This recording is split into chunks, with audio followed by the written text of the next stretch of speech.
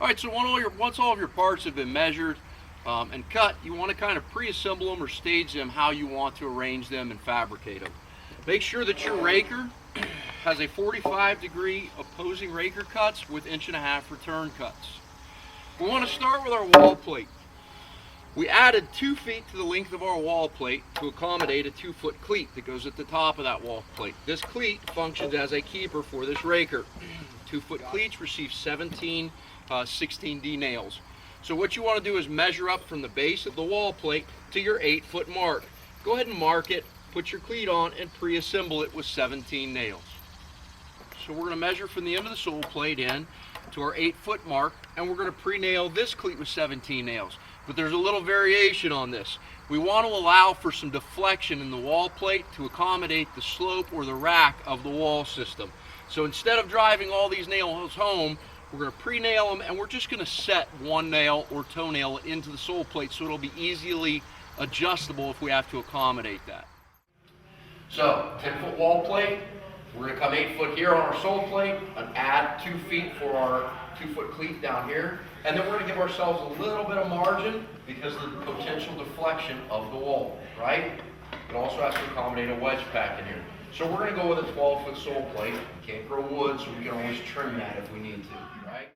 Once your cleats are nailed on, you're going to go ahead and form your junction between the wall plate and the sole plate. You want to make sure that the wall plate runs all the way to ground and that the sole plate butts up against the ground. You don't want the wall plate to ride on top of the sole plate. Because we've pre-nailed our cleats on the top surfaces of these, we need to roll both of these plates in.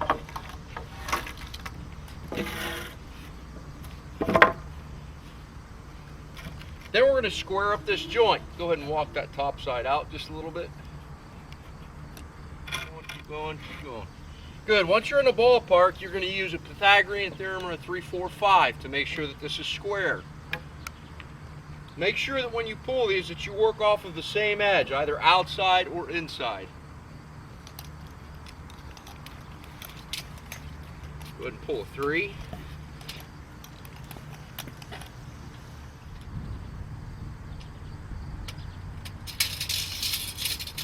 And now a 4.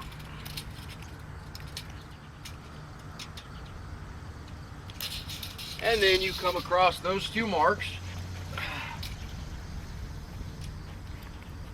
and you manipulate your wall plate and your sole plate until you have those 2 marks at the 5-foot mark.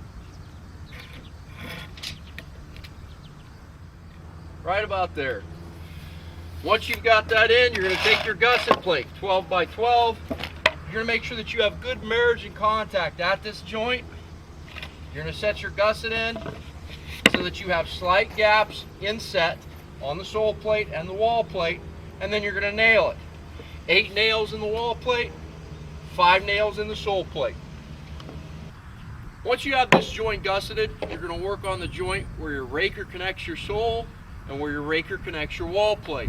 So we're going to set the raker into place by pre-nailing our cleat on the sole plate at the collection point. It helps kind of wedge that raker in there until we get it upright and erected to a place for pressurization. We're going to start with the wall plate where we want to finish this connection. You want to make sure that you have a good marriage. If your cuts are clean and your angles are calculated correctly, you should have pretty good contact within this joint. You're going to take your gusset plate, you're going to make sure that you're inset just a little bit, and you're going to make sure that the bottom angle bisects your raker. We're going to put 8 nails into the wall plate, 5 nails into the raker. We're going to do this joint a little bit different. So this gusset gets inset so that the return cut portion of the raker is exposed. We want to be able to make sure that we get a good marriage between that and our cleat with a wedge pack in here so that we can effectively pressurize this raker. We don't want any of that pressurization component to capture this gusset plate. We also want to make sure that this gusset plate can be adjustable until we get it erected and in place. So on the raker itself, we're going to go ahead and put our 5 nails in. On the sole plate, we're going to leave this channel open until we have it in place so that that can slide on the sole plate until it's in pressurization position, and then we'll finish nailing it. Once all 3 joints are complete on this side, we're going to flip the raker over and we're going to duplicate this whole process. Once all your joints are captured and gusseted on both sides, you're going to go ahead and stand the raker up and you're going to walk it into the wall. Once you've got your raker in place, you want to make sure that you have good contact throughout the surface of the wall plate. You also need to have thought through how you're going to fasten your wall plate to the wall system, as well as your sole plate. All those components are going to have to get anchored into place, and you'll have to reference your fog chart depending on what this material is, as well as your ground material, to determine what type of fastening material you're going to use and how elaborate your whaler systems need to be. Once you have it at this position, you're going to go ahead and remove the cleat from your raker sole plate junction. Once you remove that cleat, that's going to give you the ability to flex this joint to accommodate the angle of rack in the wall system. And then we're going to push this into place until we have a good marriage throughout that wall plate. Once you've got a good surface contact between your wall system and your wall plate, then we're going to go ahead and get our cleat reassembled. We want to make sure that when we put the cleat back on, we accommodate roughly 1.5 inches for our wedge pack. So we're going to use our 2x4 wedges, we're going to set them in place, and then we're going to set our cleat right against them and do our finish nailing. Once the cleat is finished being nailed in place, we're going to make sure that we pressurize the sole plate first, working off of our anchor system behind the sole plate, and then we're going to work on pressurizing our raker and the remainder of our wall plate. It's a good practice when we walk these into place to have them already spray painted out or laid out for your assembly team so they know exactly where you want all of your rakers to be.